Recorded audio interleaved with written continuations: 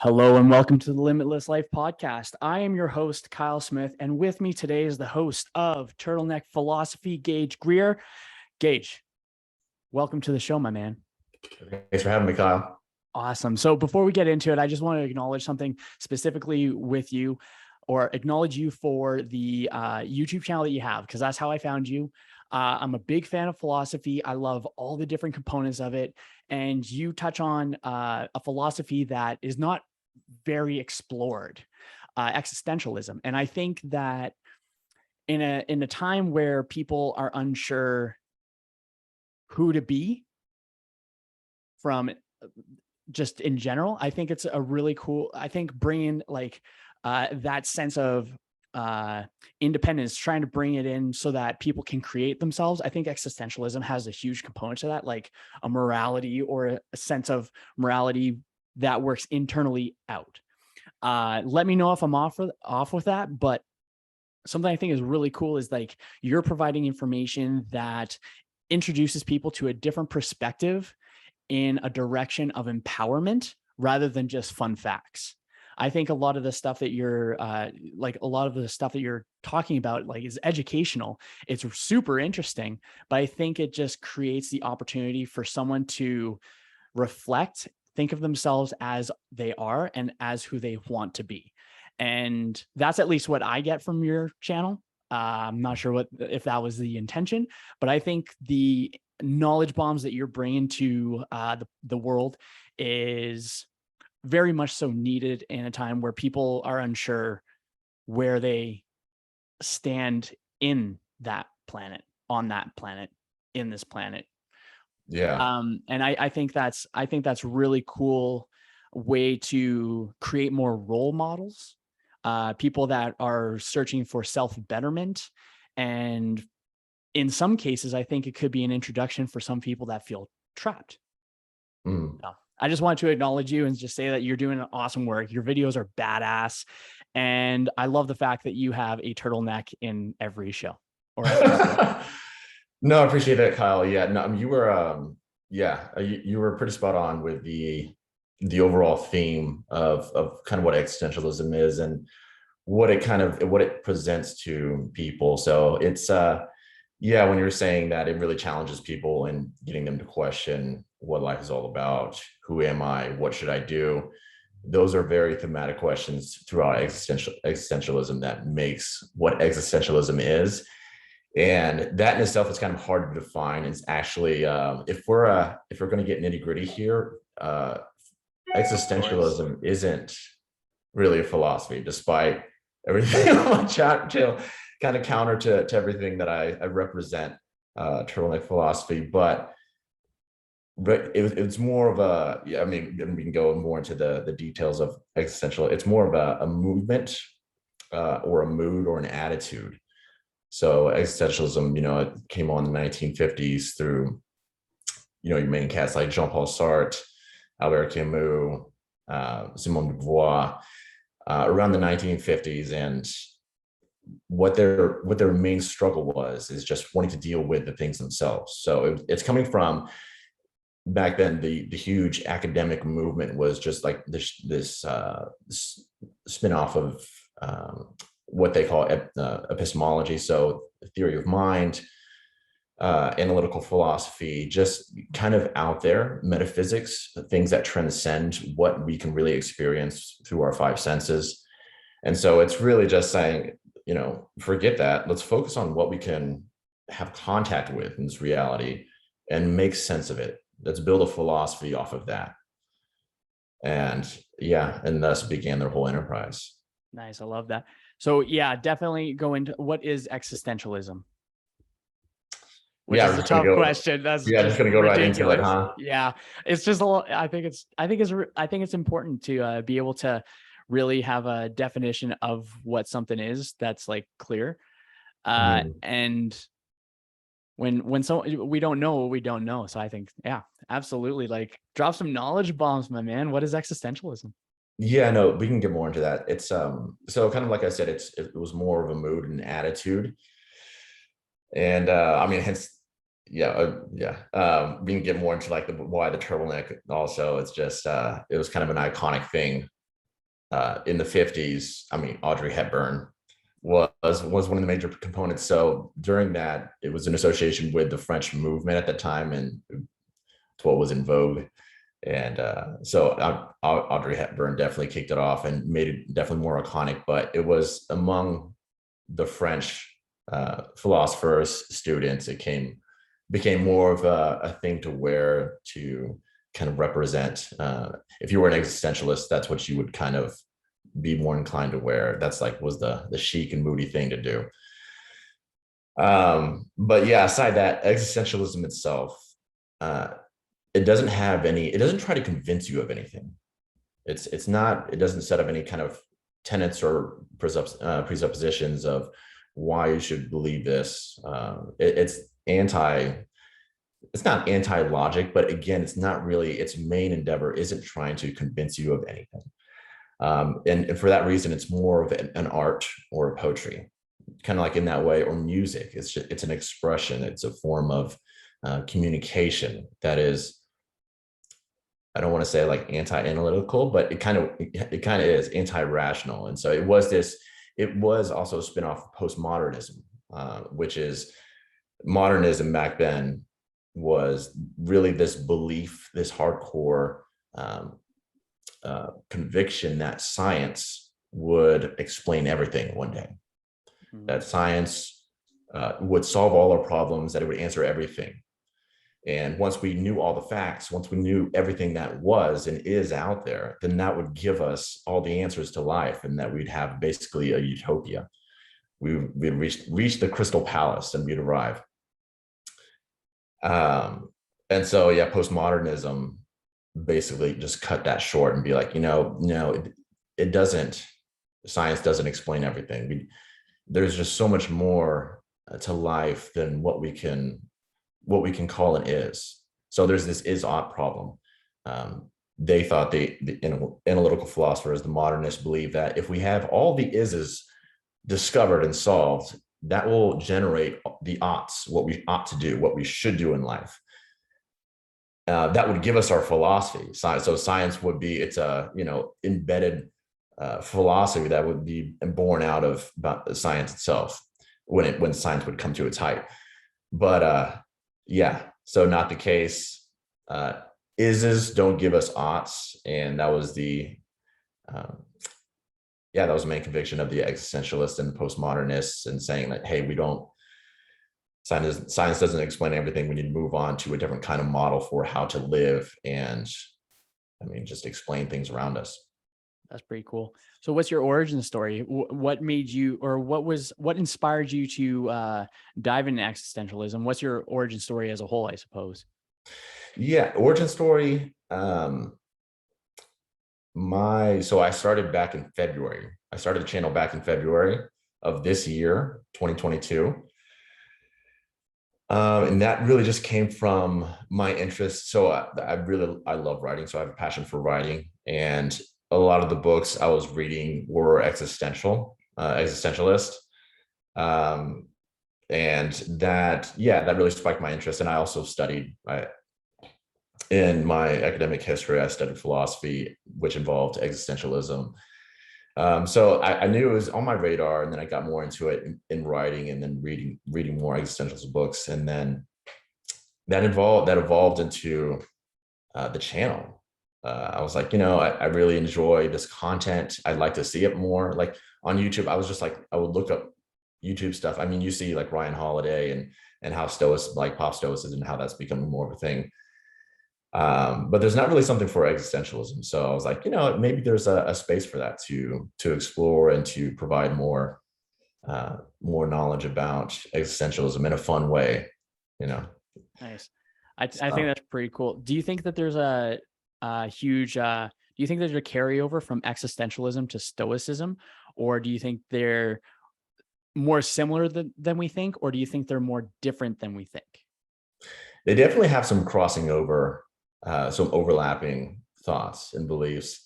Amor fati being one of them. So that was that's amor fati, like, so the love of death, or the love of what is, love of fate, or just accept it as is. That was also promoted by Friedrich Nietzsche.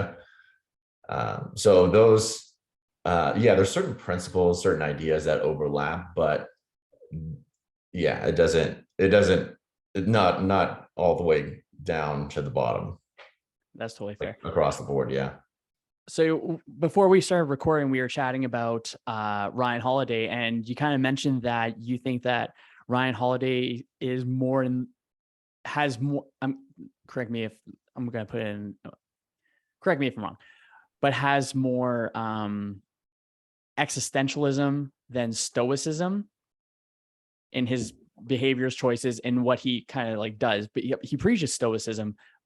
But Mhm. you mentioned that you think he might be a little bit more existentialist.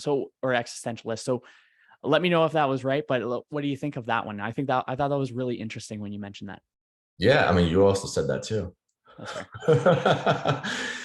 No, so I think, yeah, fundamentally, Ryan Holiday is more of an existentialist because when he's talking about like the obstacles, the way, and everything that he's preaching through, I mean, and he does it in a very concise, very just a clear cut way that communicates to a broad audience what Stoicism is, and really detailing all the technicalities, and just making it digestible. He does an excellent job, such a great job at that. And I'm not knocking Holiday by any means, but fundamentally how he twists stoicism, it does become more existentialist than it is stoic, specifically around free will. And Mm. so bringing up amor fati, so they're the foundation for the Stoics believing in that. So the love of fate, loving what is, just accepting what happens to you. You're very much more of a passive agent. That and their tradition being pantheist, so they believe and there's like a heavenly, there's this deity structuring in the universe, that it's the sky, it's, it's the things in the stars in the sky, and the gods are kind of really, or the universal principle, nature is guiding you to where it wants you to go, and it will take you there, kicking or screaming, or you can just go at your own will, but you're going to arrive at that certain point. So you might as well just love what's going on. You might as well, amor fati, love what is, because eventually, whether you like it or not, that is your fate in life. You're going to have this outcome, and really you don't have much to do about it. Which pretty much goes against what he says. Like, you are the author of your fate in a way, and you can embrace the obstacle in the way, and then you can persevere. There's so much onus on you to take responsibility for your own life and make of it what you will. But A lot more bootstrapping. Like just put the feet in, lift the boots up, go. yeah, but that's not really stoic at all. The Stoics, it's much more passive, being a little bit more reposed and accepting what happens to you, rather than just trying to resist that. Kind of like in a caste system, if you resist that, you're really just going against the fabric of the universe, and you're being a divergent. You're breaking the code. That's not what's destined for you in life. You need to recourse back to where you're going to go, where nature had you, and stick to that and make of that what you can, but don't like veer off too much. Stick to the course and love life, love fate.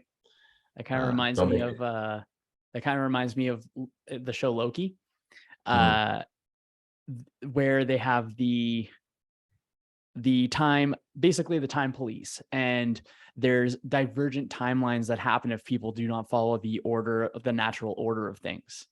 Mm, And I think that's kind of an interest. When you mentioned that, I was like, oh my gosh, that's actually pretty cool. Where basically there's something that someone's supposed to do, they end up in a different timeline kind of thing, or it's choosing to go the opposite of what is supposed to be established, or going against what is the natural order. And yeah. then those individuals become divergent, or something along those lines, where it's a divergent timeline. And then the time cops come back and they're like, we got to fix this timeline. And so I think it's kind of similar to how you were saying that. I thought it was neat. Yeah, yeah, that does cross over. Yeah, I haven't seen that, but that definitely is yeah, I'll have to check that out. It does overlap in a way.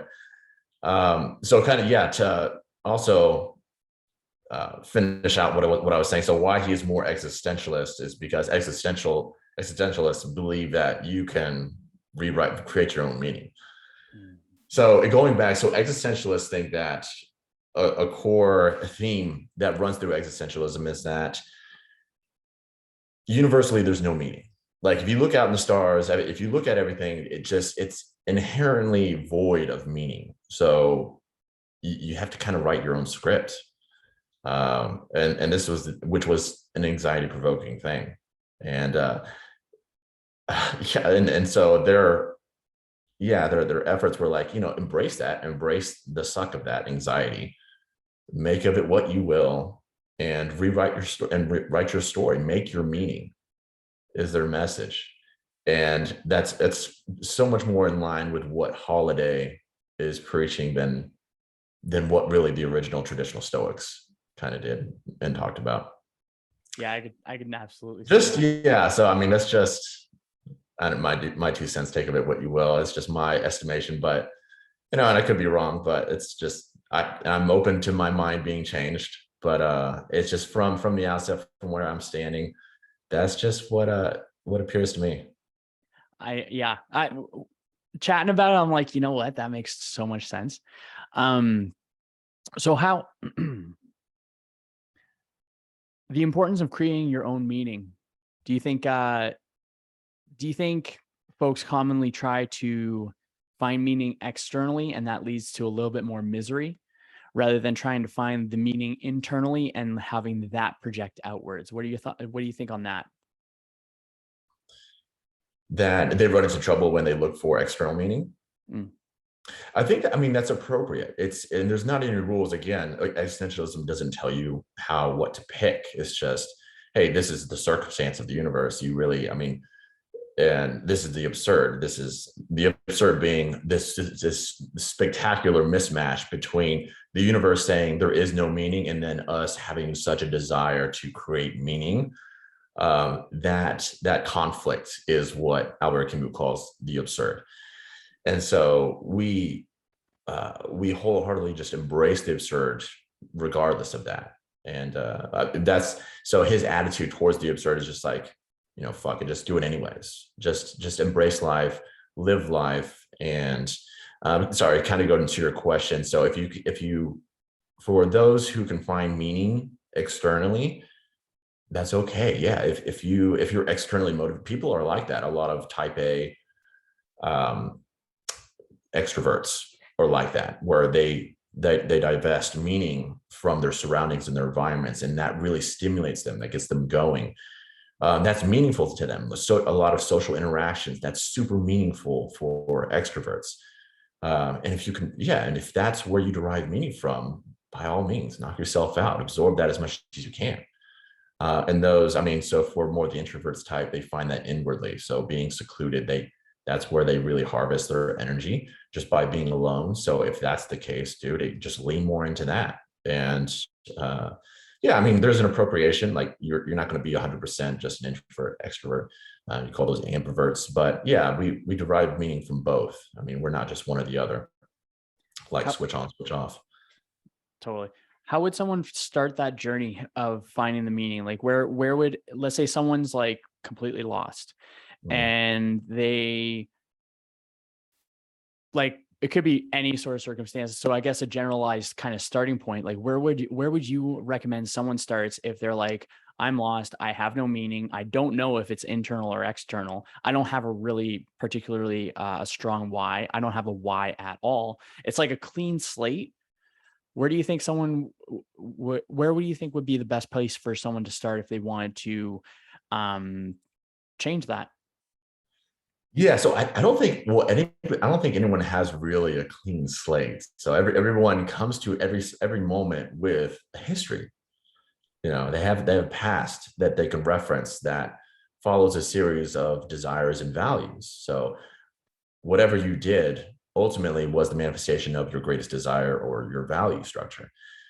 And really just kind of go off. And so look to the past.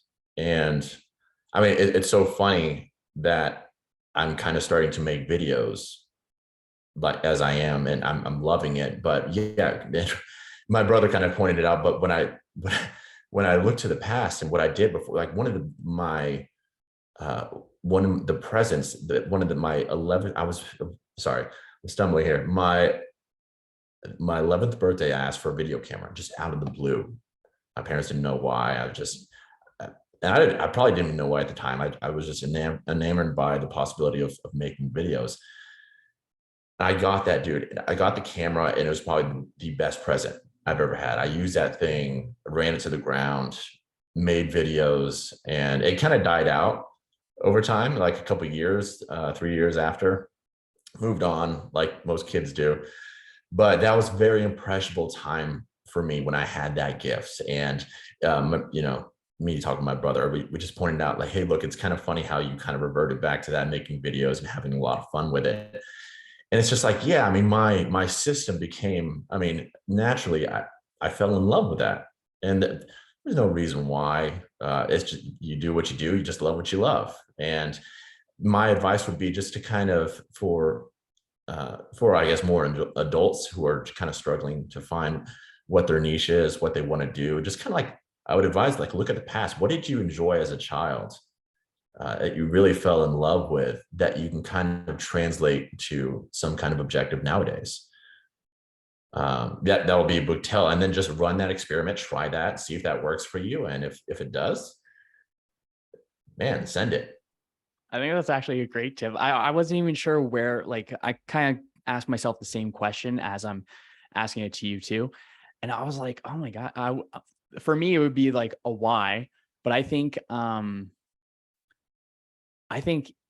like the starting point of looking backwards to be able to figure out what to do going forwards. I think that makes way more sense, because it's a, like an easy step on point. You've already done something along those lines, but then you end up getting to revisit it. And I think that rekindles the curiosity that we have as youth. And Hmm. I think that's such a cool story with recording the videos, and now you're doing it. Now you're just doing it. And Yeah. I think there's something so novel. There we go. That's the word I wanted. Like it's a novel experience to learn something that you've previously done. But it's Yeah. like, it just has like that. I think it creates a little bit more of that spark, which is pretty sweet. I like building Yeah. things. I like looking at things and deconstructing things and figuring out how to do it. So all I need to do is look at a point A and a point B, and then I like figuring out the in between. And for Okay. me, how you said it was recording your videos, for me it was Transformers. I would not look at the instructions, and I would look at like what it's supposed to look like. And then and then even at like age 6, 7, I was just like just figuring them out. And Yeah. I was actually thinking of myself when I went for a walk the other day, that um that was something that is, I get excited organizing and deconstructing and trying to figure out things that may seem quote unquote impossible, but it's Wow. just like no one, not maybe it's just a matter of stepping back, having a bigger perspective and trying to figure it out step by step. So I think when we get to foster those little childhood feels or those youthful feels, then it creates a little bit extra fire in us, or a little bit extra like enjoyment, or it's just a joyful pursuit. Yeah, for sure. And you've already like invested into that. So there's a resonance when you kind of touch something that reminds you of that, what you loved before. There's a familiarity with what the task that you're doing. And it, like you said, it rekindles what you naturally just fell in love with back in the day. And I mean, chances are you're gonna end up loving what you're doing at that time. So yeah. So how do you feel like you're how do you if you look back and see what you loved and you love building things, and I was kind of the same way. I mean, I love Transformers, the Beast Wars, that was also a thing. um can you look back on your childhood and kind of seeing how you're maybe you can cross over what you did then to what you're doing now? Yeah, absolutely. I would actually say like, it's so funny. I would see myself as not a very creative person, Mm, but what I do is I like to have all of our ideas is just an amalgamation of stuff, right? So for mhm. example, I wouldn't be I would I'm I wouldn't try to create something brand spanking new, but I can take something like a transformer, readjust it and mold it in like whatever way, right? Mhm. Um so I work with really good I have a pretty decent like analytical mind, so I can work with that. Creativity is a little bit difficult, but when I actually get to mold different ideas together, then it looks like it's something as creativity. So I always thought of myself as a creative person, but then I looked back as a kid and I'm like, you know what? Like actually like transforming the transformers without looking at something, or just trying to figure out a way of like taking things apart and putting things back together. I was always curious about how things worked Mhm. and how there's a flow to things. And I think that there's always a common denominator in whatever we're trying to pursue. There's it could be for like a kind of a negative point. Like for example, no relationships I've ever been in ever worked. Well, maybe the person is the common denominator and it's not the Yeah, relationships. And yeah. so I think when I was looking back, I'm like, okay, what are my strengths in this? So I thought like as a child, I was like, you know what? As a kid, I was solid with math or not math. I sucked at math. Uh, I was good with And questions, talking, and stuff like that. So I'm not going to create something new. I'm not going to reinvent the wheel, but I'm going to take things that have been a common denominator in, like, let's say, like a form of success or accomplishment or just something like that, and then taking those little snippets and then amalgamating them into one just to increase the probability of like success. So yeah. it's I have like a really analytical brain. I think I had that as a youth as well. So for like even like thinking, I remember I remember my very first like counterpoint to someone who was trying to make fun of me. And as a kid, there was this guy, he was just such a dick. He was just a bully. He was just a bully Yeah. just to be a bully. I'm sure he's a fantastic human being now. But I hope he is at least. Um, so I had a hat on. And when it's sunny out, man, I kid you not, like ask friends, family for as long as I can remember, including the story. I was probably about like 9-ish at this point. I always have one eye closed if it's too sunny. Or I'm looking down. There is no way in hell that I have both eyes opened. And if we were on a patio right now and we were just like hanging out and it was sunny, it would be Pirate Kyle. It would just be Pirate Okay. Kyle the whole time. I'd be just Huh. staring at you. You'd be like, what are you doing, man? So I had a hat on. Or no, maybe I did have, oh no, he had a hat on. I did not have a hat on. And the sun was in my eyes. And he's Mhm. like, why are you making that stupid face? And I'm like, because it's sunny out. I just don't have a hat. Can I have yours? Yeah, can I have yours? And so in that like thinking back on that memory, I'm not reactive. I'm responsive. I'm like, how can I use that? Uh, and I think that's carried over as well as like, it's just like I like really thinking of a reasonable or a realistic kind of approach to a lot of variables. And the reason for that is because it's a short life that we live, and Mm. trying to fight something that's been around significantly longer than any of us is just ridiculous in my mind. And that's why I like what you were saying earlier about how um with life, like a more fatty, is like just accepting what is and enjoying what we've got because it's such a finite amount of time. Mhm. And I think too many folks are just thinking too little, and they're not thinking of the grand scale. It's like, no, no, no, this is only a one off. Like, there's no matter what someone believes, there is technically no data, no information that could be um, universally agreed on other than when we all kick the bucket, we're not there anymore.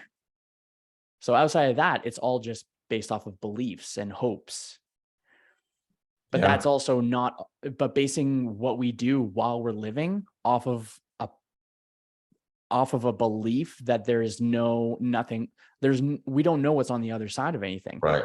I only know what's happening right now. Exactly. Like right now, I'm just chatting with you. We're in this cool time where we get to have like conversations, even like countries away or provinces away or states away.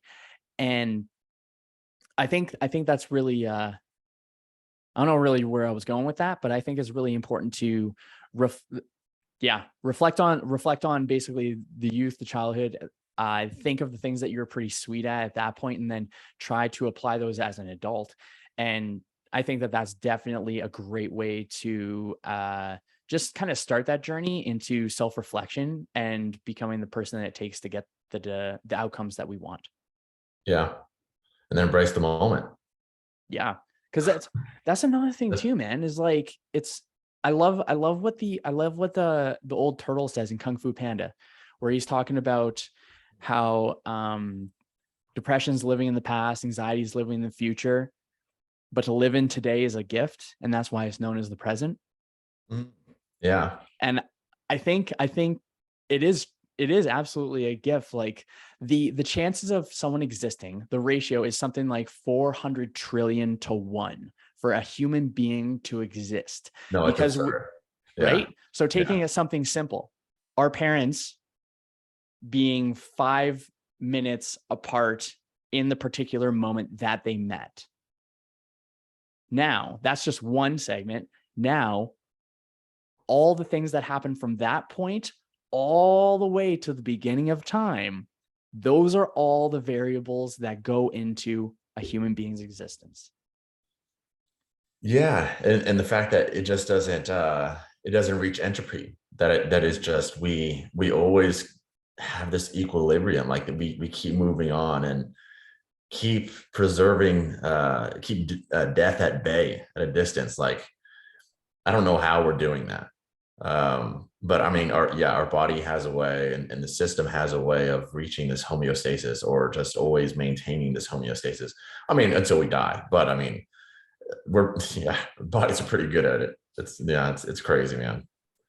I think it's super crazy. So just because I think this would be a kind of a cool question, have in your life, were you ever going through a real, I call it a sewer cycle?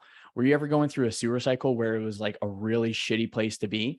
And was it existentialism, or what was it that got you out of that? Was it existentialism, or was it something else? Or did you just decide that, or was it the opposite? And you're like, nah, I'm pretty fucking set right now. And I might as well go down a rabbit hole so I can question my existence.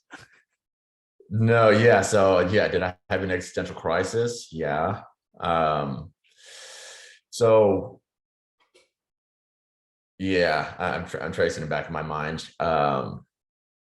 Going from, so in college, I was actually, well, I mean, growing up, I was very Christian, very Christian. So I went to a theological institution for 2 years, graduated, became a youth pastor for at a time while I was going to school, getting my psychology degree, my bachelor's degree, to eventually move on to graduate school. So, and that's what I eventually did. So I went to graduate school in another theological oriented institution and was getting my degree in counseling, in biblical counseling. And it was at that point that I reached, I reached an impasse, man. And I was reading through some of the text. So in the doctrinal statement, I mean, so each Christian, each denomination has a doctrinal statement that you have to adhere by in order to call yourself a Christian, as particularly in this denomination. And one of the things was inspiration. It kind of set me off. So reading through the doctrinal statement and having the time to actually question this and like thoroughly dig into these things on a thought level, because I mean, who has time to do this really? Graduate students do.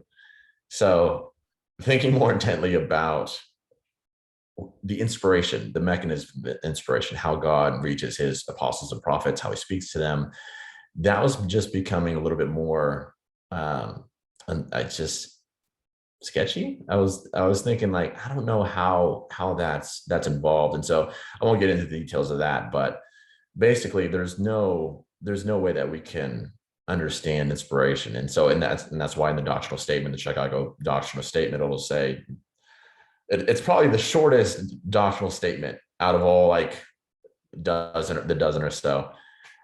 And it says basically it's a mystery. I don't fucking know. Yeah. Just Like, how, thanks the there. method of like Awesome. how God communicates to people. It's just a mystery. I'm like, okay. And then I remember just bringing it up to a professor, and it's just, yeah, we're at bottom, we're a people of, um, a people of faith seeking understanding, not the other way around. We're not a people of understanding seeking faith. So, so I mean, our starting point is faith. So that's our axiom. That's our, we're picking ourselves by our bootstraps, and we're saying, by faith, we affirm this. And everyone has to have a starting point. You can't just like trace down a truth all the way down to the bottom and have a rational justification for that. You have to have a starting point, which, I mean, fair enough. So for Christians, like faith, that is their starting point. So faith, we are people of faith seeking understanding. We move forward like by faith that, hey, we can't really prove this like on a scientific or empirical level, but this is where we're starting from, and this is how we're moving forward with this understanding. And it's a mystery.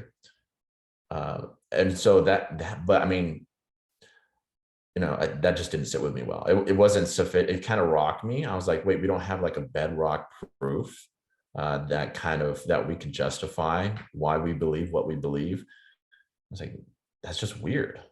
And it shook me to the core so much that I dropped out and just did different things, man. That's crazy. So Yeah. when you say that, do you mean like, or not do you mean, but when you say there's no bedrock, so is it blind faith that most folks are going off of to be able to like let's say let's say there's an alternate reality where you continue to pursue what you were originally doing. And let's say that you went like full pastor mode, I suppose. I'm not sure what the trajectory of someone's work life is if they were going towards but let's go with the religious context on that one. Do you think that it's without the bedrock, what is there? What is it that's holding? Is it just the faith itself? It's like, hopefully this is the right trajectory. Hopefully we're on the right track with this. Like, is it more hope based than like anything else? Yeah, no, but yeah, faith, those are kind of synonymous things. So yeah, we hope this is the case. I mean, by faith, you have to, everyone has a starting point. Yeah. So there is no bedrock truth to anything. Like you have to have, you just can't prove, you can't prove something on reason you can't prove reason by reason. It becomes a circular argument real quick when you trace it down to the bottom. But yeah, that's kind of like the obstacle in the way that you run into in pursuit of any kind of truth beyond that transcends our reality, our empirical reality. Oh yeah. Okay. Gotcha. Yeah. So yeah, if you want to make claims that are beyond the physical, again, what we can touch, what we can experience with our five senses. If you want to like make definitions about God, again, God is a transcendent being who we can't detect with any of our five senses, right?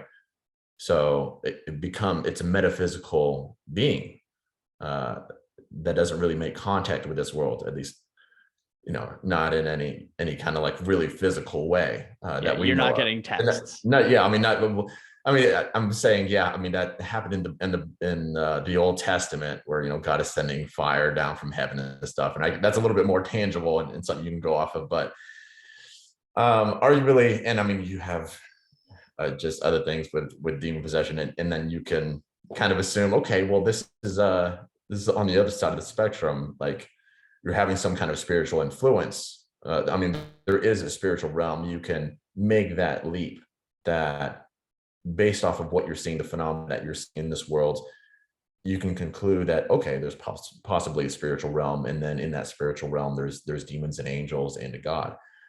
But when you're taking that leap, that's a leap of faith, really. I mean, because you can't really verify it through science. That's totally fair. What do you think it would be? What do you think's what do you think is a simple way for folks to just dial in their day-to-day life? So I had a thought on that one, but it kind of like just it went in a bunch of different directions. So with a day-to-day, someone has the foundation, someone has a bedrock. How is it that we can bring ourselves more into the day? Because we were chatting earlier where there's no tomorrow, there's no yesterday. There's just like today. I think that there's a lot of folks that are just focusing too much on the tomorrow, and they're hanging out way too much in the past. And I think we can't progress forward if we're still holding on to the past. So how do you think, is there anything in existentialism that really dials in the, hey, you know what, there's going to be nothing but like this present moment, and this is a tactic that someone can utilize to be able to bring themselves into the present? So for example, for me, it would be journaling and walking. Journaling and walking are the two things that that really bring me into the moment. And I look at these opportunities as like, it's not mindfulness, it's mindfulness. So I'm filling my mind up with things that are going to be progressing me forward, or at least while at the same time keeping me anchored in the now. Do you personally have one of those kind of things where it's like it could be a freaking elastic band? It's like, nope, got to be more present. And actually, do you think that let's just go with that one first. What do you think? Yeah, so for me, I exercise being present through I think nature. So going kind of like what you were saying, like going walking or hiking, being in nature really draws me to the present. Seeing beauty really draws me to the present. Seeing what, sorry? Beauty, like something that, I mean, nature to me is very beautiful. So especially up here in Canada.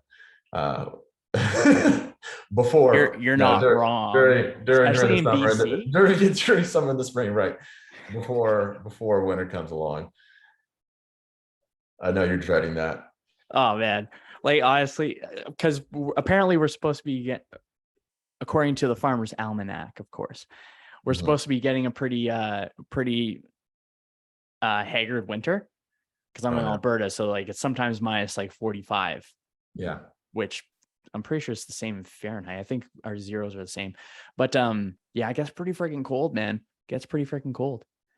But yeah, I mean, so to answer your question more fully, I think being present, I really, fascinated by nature. That really draws me into the present. Doing something, I think concentrating. I know that kind of sounds like, yeah, obviously, but concentration is just intrinsically pleasurable. Like when you focus in on a task and you lose a sense of time and you're really just doing what you love, there's just an innate pleasure that blossoms out of that. And it really draws you into the present moment. You're just consumed by what you're doing, and people call this flow. You're reaching your flow state. It's something like that. But doing what you love, for me, it's writing. That pulls in me into that concentration, that drive, that burgeons this pleasure that brings me into the present. So writing does that for me. Jiu-jitsu does that for me. Jiu-jitsu is on my list. Honestly, it's actually something that I want to do because it scares me, to be honest. And it's nothing, it's irrational. Like I'm okay with being really shitty at things. And like it's not the actual effort as well, because you have to have a lot more calmness Like a friend of mine, actually, I'll interview her on a podcast as well. She's really good at jujitsu. She's like Oh yeah, crushing it. Yeah. nice. And it's crazy because when she was in high school, and even because she was my very first client, like over 10 years ago too. And Uh-huh. so now when she was in high school and stuff, she hated physical activity. Gym, nope. She trained with me. And then now she's doing her own thing and she's crushing in jujitsu. And she said something really cool about jujitsu that like it actually flipped a switch in my brain where um it flipped a switch where the belief or the BS, the belief systems that I was just the narrative that I was just going through, it actually cut it out. I think when we hear something a certain way, it actually automatically just clicks it out of our brain, and then our ego has no power over it because logic and reason was inserted in between stimulus and response. So then it created a lot more safety around. But she said, that jujitsu is like human chess. Mhm. And so the calmer and the more reserved and more like thinking step by step, more tactically and Yeah, strategically, because yeah, you're not like for me going in, I could do my best to just like freaking grab someone and just do what I can to survive. yeah, But I know I'm yeah. gonna get my ass whooped. Oh yeah, And it's you because got to I've be been the fool, man. yeah, and Yeah. I don't have the right strategies in place now to be able to counter those skills. And I actually think this is another reason why I think it's very important for uh, doing something that's scary. Mhm. So this kind of ties into a couple cool things, but I want to do something that's scary, and I think a majority of people should do something that's scary because when we actually do something that is like challenging but won't kill us, I think anything that's less than death is pretty doable. I think that there is definitely a point where it's like, oh shit, maybe I shouldn't do that because might kick the bucket. But Yeah. anything less than death is absolutely possible, I think, in my mind. And I think of the opportunities like, okay, if I'm fearful of doing jujitsu, but I know that learning it now can prevent a future worse scenario, Mhm. then it's probably best to do the thing that sucks now that I'm fearful of now so that I have less chances or I have better chances of surviving in the future. So a friend of mine was like, I don't like jujitsu because I don't like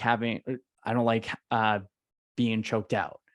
And it's like, well, at the same time, yeah, that's what you said. That's what you said. Yeah, you're not gonna like it a lot then. Exactly. You're not going to like it a lot. But I Oh, thought it's to coming. myself, I'm like, fuck, like that's the very reason that is the very reason that it encourages me to want to do it so that if it's in an uncontrolled scenario, I'm better prepared for the possibility of it. I think, what do you think? Do you think exposure to those little things that are fearful, like microdosing fear, do you think that could be helpful for a majority of people rather Oh, than fear 100%. avoidance? Yeah, no, it's just like that's how you grow. It's just you encounter the unknown. You embrace the chaos. And in like what you're saying in a microdose kind of fashion, but yeah, that's totally you have to do that if you want to see self-development and progress for yourself. You have to push the boundaries of what you know and not stay comfortable. Because when you do that, you just go into autopilot. And when your body perceives that there's no stress, no pressure, that's when it gives your mind more time to think up. Uh, it gives your mind time to be bored. So you become bored, and that's when you fucking get depressed. That's when, yeah, you start thinking about, what is the meaning of life? How do I go? You start asking all these existential questions because you're not being pressured to develop. Because that's naturally what I think humanity is wired to do, is to push the boundaries and to develop, like for a person to develop and grow and discover new things. Play the fool. When I say play the fool, it's just like you have to be willing to play the fool, like in jujitsu, to be the white belt in order to get to black belt. If you're fearful of just playing the fool, you're going to get nowhere in life. Like, you have to be willing to be the beginner, the novice, and you have to be willing to look like an idiot and a fool. That's just with anything. If you want to start a startup, if you want to do a podcast, there's a beginning to everything, and you're going to look like a fool. If you're going to start a YouTube, it's just like you're gonna, okay. And that was a big thing. I was like, okay, I'm going to be a freaking idiot when I do this. But that's how you get anywhere. You have to start, and in order to get to where you want to go. And yeah, there's some friction in there, just naturally. And that's just where courage comes in. The courage to be willing to be okay. This is going to suck, especially in the beginning. And you have to get over that dip period, if we're going to get Seth Godin on you. So you're going to go into this dip where like, okay, wow, I was really passionate about this, and this is really going to suck. And you've reached that time where motivation has it's ran out of juice, and you're like, I don't want to do this anymore. It's getting over the dip. It's having the courage to persevere, continue on, to get where you want. And I think that whole process is what we're meant to do. That's where meaning comes from, is just embracing those moments where you encounter struggle and contend with the world. I like that. I think because our brains are hardwired for problem solving, and if there's no problems to solve, that's a problem. So we have to create problems to solve. Yeah. And our brain gets really right in that, like really, really deep. So it's sometimes when people are experiencing a bout of depression, specifically circumstantial or situational depression, not a genetic predisposition to it. I think folks are like thinking of about like a short duration of depression or a situational one, whereas the circumstances they're just depressed about. I think because I've asked this question once before to a client, and they were like, oh shit. I asked because they were like, yeah, man, I'm too depressed. Like, I'm really depressed. I just can't do stuff. I can't do this. I can't do that. And I said, dude, are you too depressed to do anything, or are you depressed because you're doing nothing? Yeah. Because I think when we're when we're moving forward, even if it's little by little, at least we can say that we're constructively working towards something. And I completely agree with you. I think like just as much as humans are capable of such destruction, we are capable of so much creativity. And I think we're definitely going into a world where it's a lot more psychological. It's more cognitive. There's a lot more mindfulness. There's a lot more neurological stuff that's going on, where there's so much research that's happening. That's really freaking cool. Like, we can change through neuroplasticity. We can change how our mind works at any point in time. Age is not a factor when it comes to changing our minds. Yeah. There's a lot of science going into longevity and delaying, cognitive decline. Yeah, for sure. Yeah. It's just, we live in such a time, man, where all these tools are being available to us. Yeah. And along with that is, while we're creating things to make life easier, by creating an easier life, we become more miserable.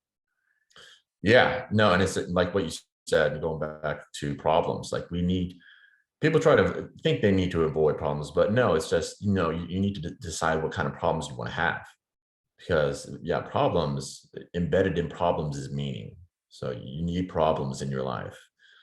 And naturally, people have problems. It's just they don't really dress it up that way in their cognitive framework. But you have problems, and you just need to decide what problems you want to have and get rid of the ones that you don't. Just pick the problems, man. I really like that point. That was a great one. That was actually quite fantastic. That was an awesome point. I actually want to end on that point. Because I think a lot of folks have a lot of problems, and a lot of those problems, we just need to figure out how to resolve them rather than aggravate them. But is there anything that I thought of is there anything that I did not mention that you want to chat about, that you want to like touch on? No, nothing comes straight to mind. I think we addressed all the the essentials, I think. Yeah, we had a good talk. That's pretty sweet. So Gage, before I get into a couple of the last closeout questions, where Mhm. should people find you? Yeah, I mean, you can find me on my YouTube channel, turtleneckphilosophy.com, or find me on Instagram, uh, Alton Greer Jr., ALTON GREER JR. Yeah, social media or Medium. So I also I'm a writer. I post on Medium as well. So that's Alton Greer. You can find my name, Alton Greer there. Yeah, that's the extent of my social media as of now. All good. I think that's pretty sweet. So first question that I'm going to get into. Three truths. It's the end of your days. You're on your deathbed. You're maybe surrounded by the people that you love. But one thing is for certain, all of your writing, all of your videos, this podcast, gone. There's nothing. There's nothing else. You get to provide, or you get to give the people around you your three truths. What are the three truths or three pieces of advice that you will give the people on your deathbed? Man, I feel like I have to get there first. Man, yeah, if everything is gone, I mean, and that's kind of the point. It's just going existentialist is just like, everything is kind of pointless in the broad scheme of things. So you just that's why you just have to do what you love. So in that spirit, I would say what would come to mind is don't let other people hold you back from doing what you want to do.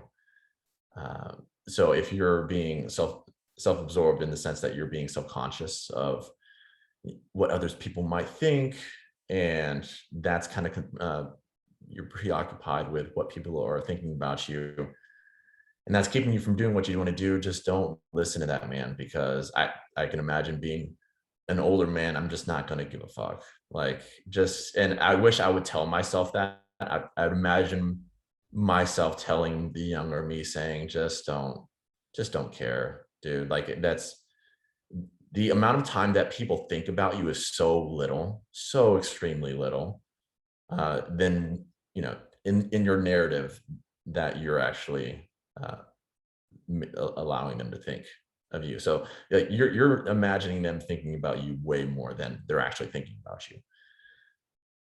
So yeah, really just, yeah, come to terms with that reality and just let that alleviate the pressure of doing that which you love.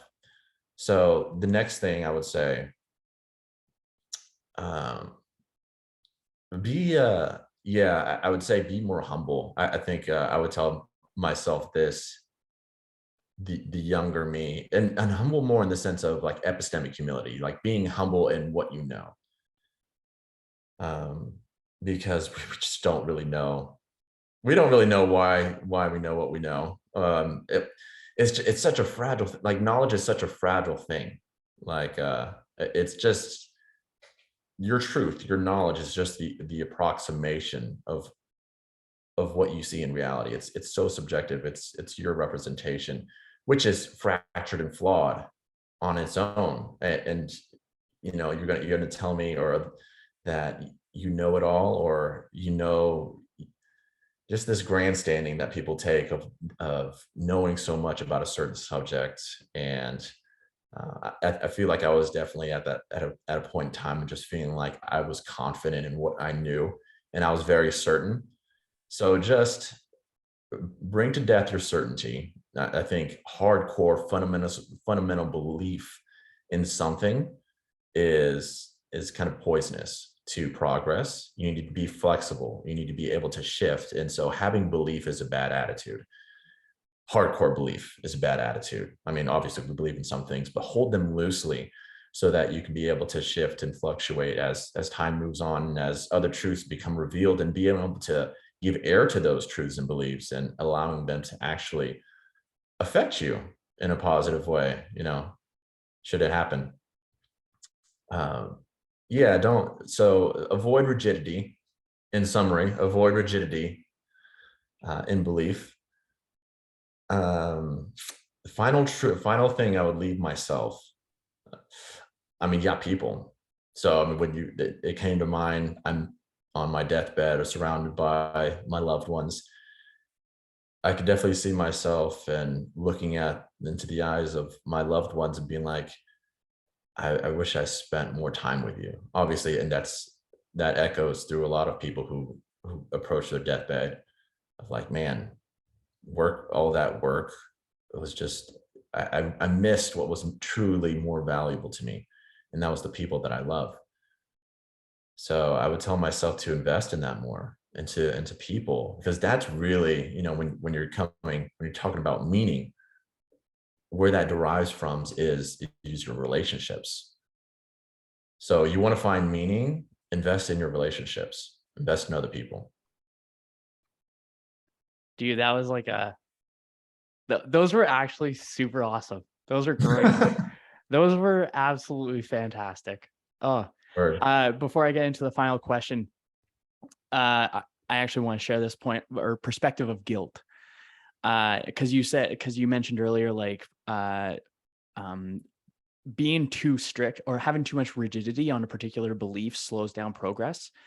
Mhm. Um, and it was the slowing down of progress. I think when we can streamline things and just decrease the amount of resistance, then we're just going from a clunky kind of plane to something that's a lot more streamlined. We're going from crop duster to fighter jet kind of thing. Yeah. And I think that a lesson that I learned recently that I wish I could have told my not 10-year-old self, but like 10 years back or just over 10 years kind of thing, is that um, guilt inhibits progress. Mhm. Where I think at least for myself, I was holding on to a lot of various guilt only based off of the belief that I had to hold on to guilt because it was societally normal to hold guilt. I think guilt is a tool, especially I would say more so in like uh, religious kind of organizations. Guilt is utilized as a way of control, and I think guilt can be used as a way of control in Yeah, general. for Even sure, for parents are sure. like that too. Like, I have friends that are like, "Oh, we came here for you," and I'm like, "Okay, you're not going to guilt trip me. That's fine. That was completely your choice." Poof. Yeah, yeah. I think when we're holding on to guilt, it's not a ball and chain. It's actually us holding on to the handle, and we're trying to make progress. So it inhibits progress. It doesn't take it away. It's just a lot slower because we're trying to pull the past into the future. And with that resistance, it becomes slower. Mm. Yeah. That was just my like thought where I was like, if I could go back in time and be like, dude, you don't need to feel that much guilt. Like for another with my clients too, it's they feel guilt, and especially with moms, they feel guilt taking care of themselves, but then eventually over time they realize, shit, the more I take care of myself, the better I can show up for others. Mhm. Yeah, And I think yeah. that's it's kind of a neat thing for when it comes to progress. But I just wanted to share that in a recording method because I haven't actually like posted that like ever. So it's pretty cool. So No, yeah, that's a good point for sure. Yeah, guilt is really, oh man, yeah, that's cancerous for sure. The and like you said, like an ideological framework very much inhibits that. And I was thinking, I was listening to this podcast about sex trafficking and how people in India, when you have a caste system, um, this hierarchy, this that's imposed, that comes from a tradition, it comes from a religion. Like there are these lesser thans, they're the untouchables, the lowest of the low, mm, and it's talk about more Fate. They accept their fate. Yeah, they're as stoic as anybody, man, because they understand that they have to embrace this who they are as an untouchable and not try to reach up or not try to branch out of what life has given them, like the hand that life has dealt them. They just have to live as an untouchable. And if they do that, then in the next life, they'll reach the next state or level, and they'll just slowly move up insofar as they've been loyal to the path that they've given in a certain life.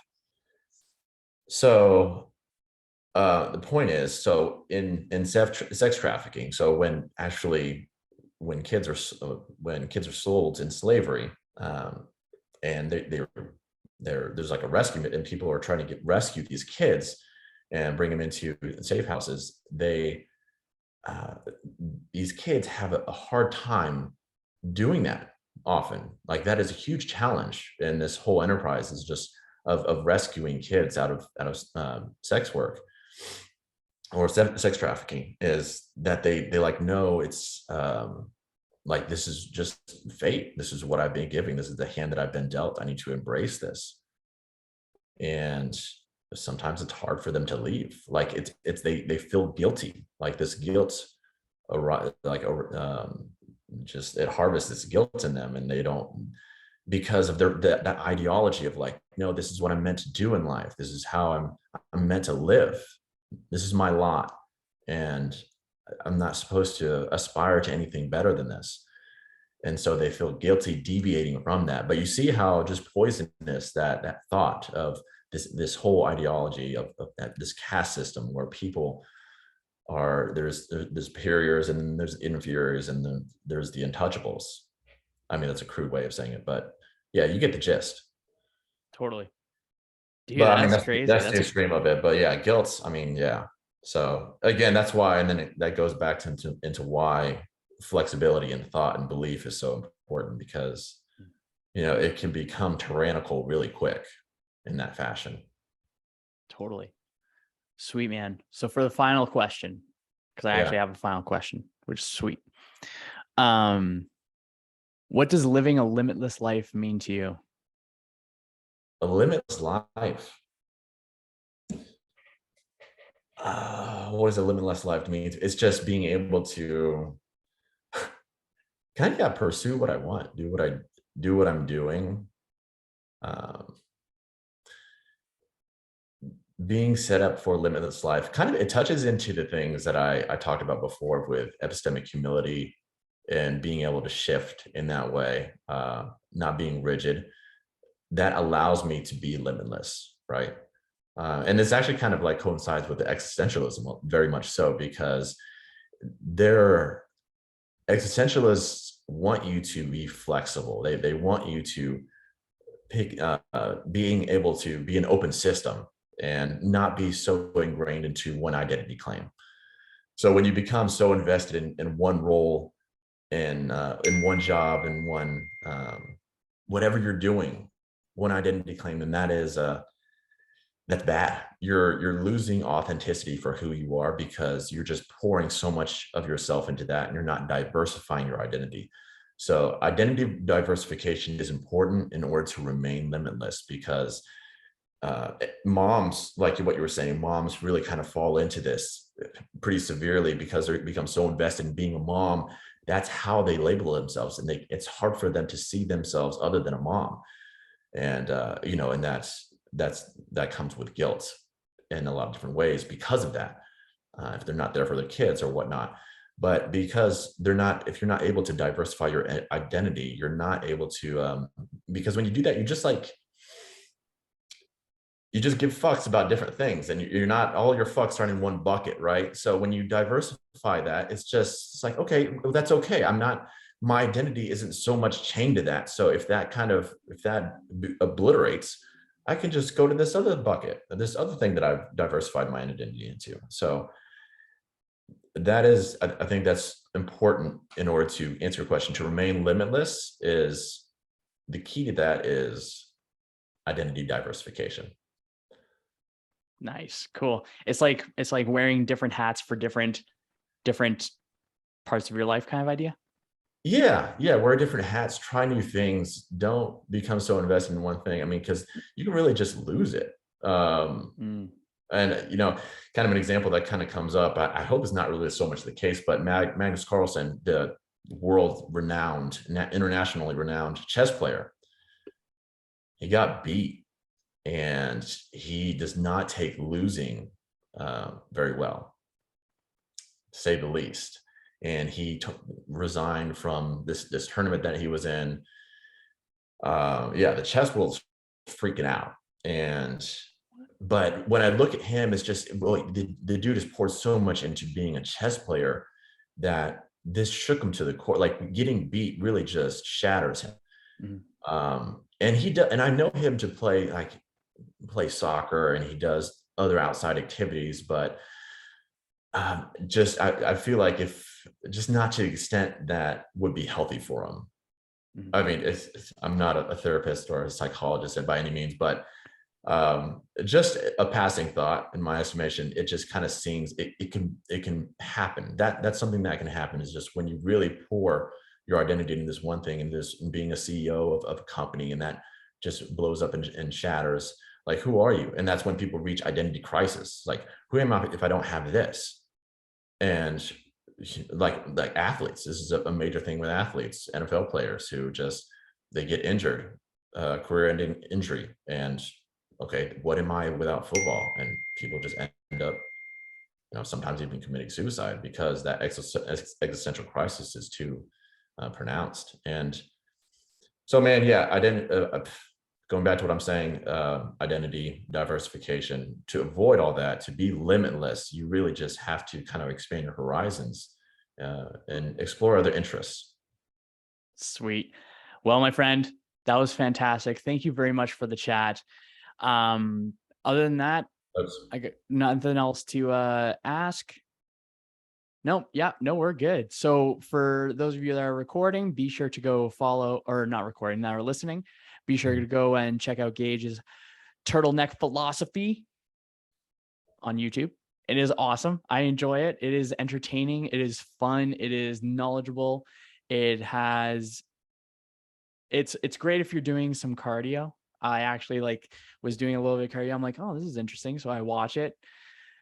So yeah, you have some really good stuff, man. I just really want to get you on because I wanted to be able to just show more people more possibilities into how someone else goes about their life and what impacts them and how they have developed and changed themselves, because I want other people to be able to develop and change themselves, or at least see more people doing it so that they see it and they can believe it, that they are capable of doing it themselves. So that's one reason why I really wanted to get you on. So I just want to say thank you very much for your videos. I think you're a badass. I think you're a pretty cool fella. And yeah, other than that, have yourselves a good one. I'll chat with you later.